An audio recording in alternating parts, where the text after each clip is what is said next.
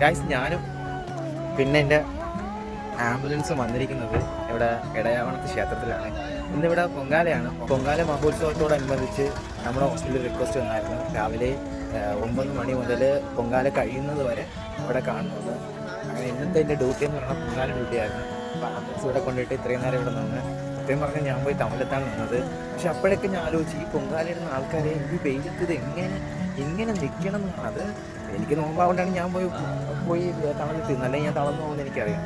പക്ഷേ അവര് 9 മണി മുതൽ ഇവിടെ എന്തോ പുണ്യമുള്ളൂ അങ്ങനെ എന്തോ തളിക്കുന്നത് വരെ ഇവർ ഈ വെയിലത്ത് ഒരേ കണക്കിന് ഇങ്ങനെ നിന്ന് ആ ചൂടത്ത് ആ വെയിലത്ത് വെയില് തന്നെ സഹിക്കാൻ വയ്യ. അതിൻ്റെ ഇടയിൽ എൻ്റെ പൊന്നി ആ തീരിടയിൽ നിൽക്കണം. തീരിടയിൽ നിന്ന് പൊങ്കാലാണ്. അങ്ങനെ ആലോചിച്ച് ഇവരെ സമ്മതിക്കണം. നമ്മുടെ ചെറിയൊരു നോമ്പെടുക്കുമ്പോൾ ഓടി ഒളിച്ചിരിക്കും.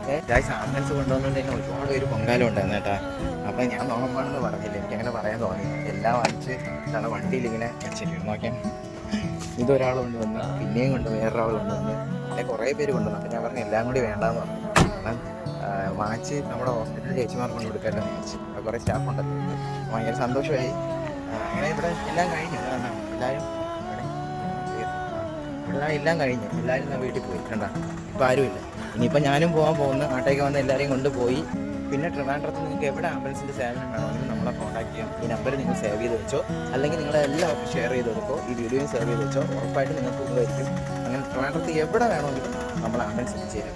എമർജൻസി ആണെങ്കിൽ നിങ്ങൾക്ക് 5 മിനിറ്റിനുള്ളിൽ അവിടെയുള്ള ആ പരിസരത്തുള്ള ആംബുലൻസ് നിങ്ങൾക്ക് അവിടെ എത്തും. അപ്പോൾ നമ്പർ സേവ് ചെയ്ത് വെച്ചോ, മറ്റുള്ളവർക്ക് ഷെയർ ചെയ്ത് കൊടുക്കോ. അപ്പോൾ ഗായ്സ് പുതിയൊരു വീഡിയോ വരുന്നവരെ ബൈ.